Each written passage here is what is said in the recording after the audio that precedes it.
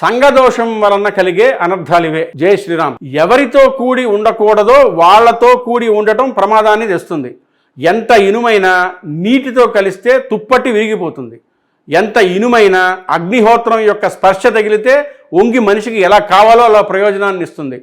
ఒక పువ్వు సహజంగా ఎంత గొప్పదైనా శవం మీద పడి కింద పడితే ఎవ్వరూ చేత్తో తీయరు. అదే ఒక ఈశ్వరుడి పాదముల యందు పడి మీ చేతికొస్తే కళ్ళగద్దుకొని తల మీద పెట్టుకుంటారు. సంఘదోషం ఎప్పుడూ ఉంటుంది. మీరు ఎవరితో కూడి ఉన్నారు అన్నది కూడా మీ జీవితానికి అభ్యున్నతిని కటాక్షిస్తుంది.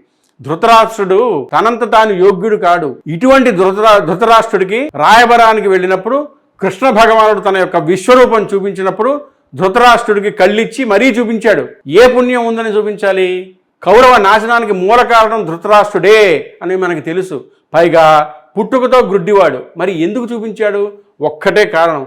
ఎంత చెడ్డవాడైనా ధృతరాష్ట్రుడు మిగుల్చుకున్న సంపద అంటూ ఉంటే ఒక్కటే. ప్రతిరోజు రాత్రి విదురుణ్ణి పిలిచి మంచి మాటలు చెప్పించుకునేవాడు. ఇదొక్కటే ఆయన చేసుకున్న పుణ్యం. అందుకే సంఘదోషం లేకుండా మంచి స్నేహితుల్ని మాత్రమే దగ్గర చేర్చుకోవాలి. ఇది మనకి మహాభారతం నేర్పుతుంది. మీకు ఇప్పుడు ఒక ప్రశ్న. మీలో ఎంతమంది మంచి స్నేహితులు ఉన్నారు? మీరు ఏమనుకుంటున్నారో కమెంట్ బాక్స్లో పెట్టండి. హలో బదులు జై శ్రీరామ్ అనండి. ఛానల్ని సబ్స్క్రైబ్ చేయడం మర్చిపోకండి. పెళ్లి సంబంధాల కోసం మా టెలిగ్రామ్ ఛానల్ మ్యాట్రిమోనీ ఇండియాలో జాయిన్ అవ్వండి.